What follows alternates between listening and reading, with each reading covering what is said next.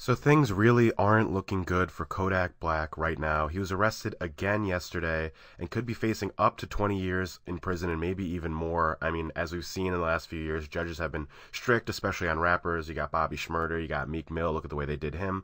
So he was, first of all, he's only 20 years old. I don't know if a lot of you guys know that, but he's facing charges of grand theft of a firearm, possession of marijuana, child neglect, 2 counts of possession of a weapon by a felon, and 2 counts of probation violation, coming to a total of 7 charges, which, as you know, he's already had a ton of legal troubles throughout his career that have been plaguing him. So 7 new charges, and by the way, he was already on house arrest when they came and raided his house yesterday. And the funny thing is, he was on Instagram Live when they came and raided his house, and he didn't really seem all that fazed by it. He seemed like pretty chilled out about it, like almost like he was expecting it. You got ill for a whole hour, bitch. It's colder than the bitch out here. Mr. Black, right? Yeah. What's up, sir? Your phone's part of the search warrant. You're not going to get your phone back. My phone part of the search. Any phone Oh, mom, man. You ain't got no search warrant. I don't have nothing in my pockets, man. Y'all can't even get my purse. When it beat. Whoa! Relax, all right? Calm down. All right, yes, you are.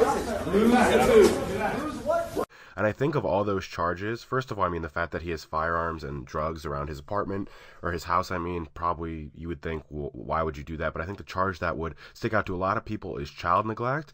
And from what sources online are reporting, that report of child neglect doesn't necessarily come from, it's not like he was keeping some kid chained up in his basement and neglecting him.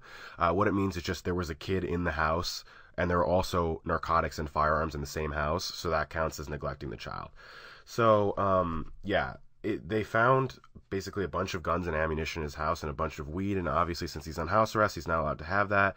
And this is all stemming, I mean, he has this long history of these, drug and firearm arrests. Like in 2015, he was arrested for robbery, battery, 2 counts of false imprisonment of a child under 13 years of age, 3 counts of false imprisonment of an adult, driving with a suspended license, and possession of marijuana. And then he was arrested again, actually twice, in Broward County in 2016.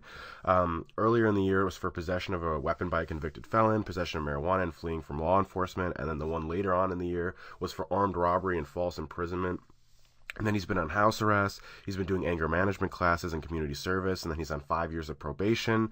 And then while he was in custody, and this was his most recent, why he went back to jail most recently, because I don't know if you remember, this was last year, but he was on probation. He went to court basically for, his however many months you have to go back to court and talk to the judge about your progress and things like that. And they found out that he had a pending warrant for criminal sexual conduct, and then another one for marijuana possession. So he was arrested again. This was last February on that probation violation, and he was sentenced to 364 days in jail, but he participated in this early release program, and he walked out of jail on June 5th on house arrest, and things were supposed to be peaches and cream from there on. He had the Project Baby 2 mixtape, and he talked about how he's going to change his ways and how he doesn't want to be this guy anymore.